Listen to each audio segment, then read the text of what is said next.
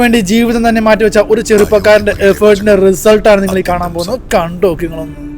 അയോധ്യപുരിയിലെ പ്രജകൾ അത്യന്തം സന്തുഷ്ടരായിരുന്നു.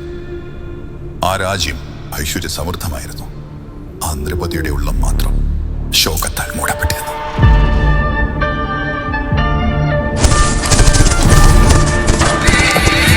അവതാർ സിനിമയിലെ motion capture എന്ന സാങ്കേതിക വിദ്യയായിട്ടാണ് സെയിം ഉപയോഗിച്ചേക്കണതിനകത്ത്. സ്വന്തം പത്നിയെ രാജ്യത്തിന് വേണ്ടി ഉപേക്ഷിച്ചൊരു പുരുഷന് എങ്ങനെയാണ് മനസ്സമാധാനം ലഭിക്കുക? അപ്പോൾ നിങ്ങളുടെ ജ്യേഷ്ഠന്റെ ധർമ്മം വെറും കാപട്യമാണോ?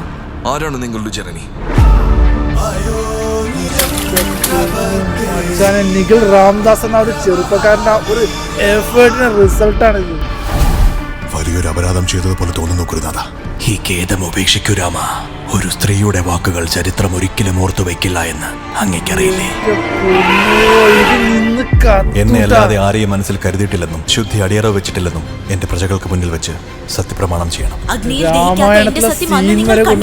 എന്തിനാണ് അഗ്നി വീണ്ടും ജ്വലിപ്പിക്കുന്നത്?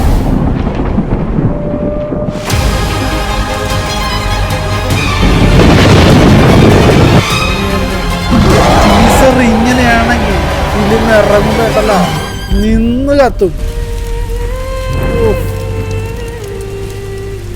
നിഖിൽ രാംദാസ് ആള് ചില്ലറക്കാരൊന്നും അല്ല കേട്ടോ. ആമസോൺ പ്രൈമിലെ ആദ്യമായിട്ട് ലിസ്റ്റ് ചെയ്യുന്ന മലയാളം ഷോർട്ട് ഫിലിം ആ മച്ചാന്റെ പേരിലാണ്. ഒന്ന് മാക്സിമം എല്ലാവരിലോട്ടും ഷെയർ ചെയ്ത് എത്തിനെത്തും മക്കളെ. നമ്മളൊക്കെ അല്ലേ ഇതൊക്കെ ഷെയർ ചെയ്ത് എത്തിക്കേണ്ടത്.